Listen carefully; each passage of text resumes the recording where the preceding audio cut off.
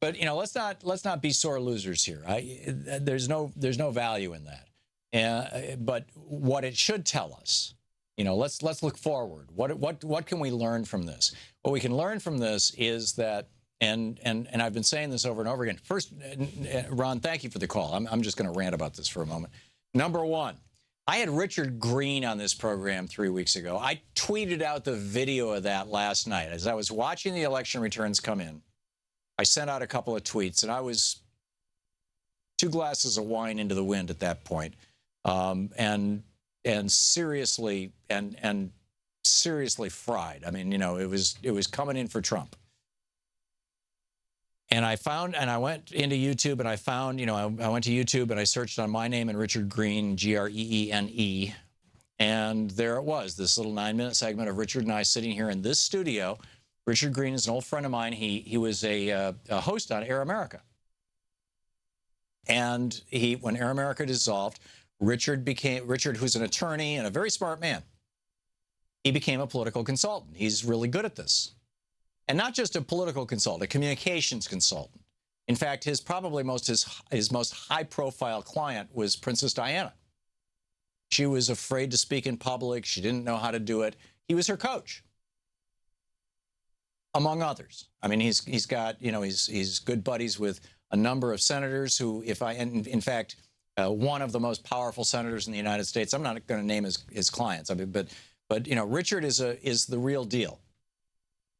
And he had been hired in the Philippines for the election that happened, 6-8 months ago, by the Hillary Clinton of the Philippines, who was a man, but it was, the Democrat, the kind of, liberal, somewhere between progressive and centrist, but generally liberal, and the person that everybody thought is going to win.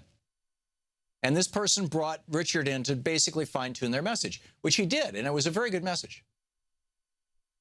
And Duterte, who had been the mayor of a town in an obscure part of the Philippines, and a brutal mayor who bragged, who complained that he wasn't invited to a gang rape in his own town.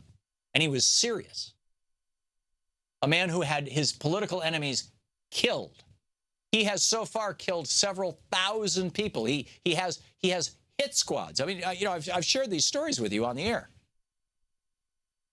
And he referred to himself when he was running for president of the Philippines 6-8 months ago as the Donald Trump of the Philippines. He still calls himself that, Duterte. And Richard sat here with me and he said, we made a huge mistake. We didn't take this guy seriously. Nobody in the Philippines thought that Duterte had a chance. He was a crazy man. He was the Filipino equivalent of Russia's Vladimir Zhirinovsky. He was the Filipino equivalent of Donald Trump. Nobody's taking him seriously. So we didn't either. And guess who won the election? It was Duterte. And he's blowing things up right now in the Philippines. I mean, with regard to international relations and all this kind of stuff, he's saying, no, I'm not going to buy my weapons from the U.S. I'm going to go to China, and I'm going to build liaisons with Russia, and I'm going to do this and this and this. And it's like, really? I mean, we saved the Philippines in World War II. We've had a long alliance with them. You could argue back in 1898, we were a little less friendly, but it's not like we weren't warned. This is the Thom Hartmann Program. And Richard sat here, right here on this program, and I completely agreed with him, saying, it is entirely possible Donald Trump could win this thing. We've got to take that seriously.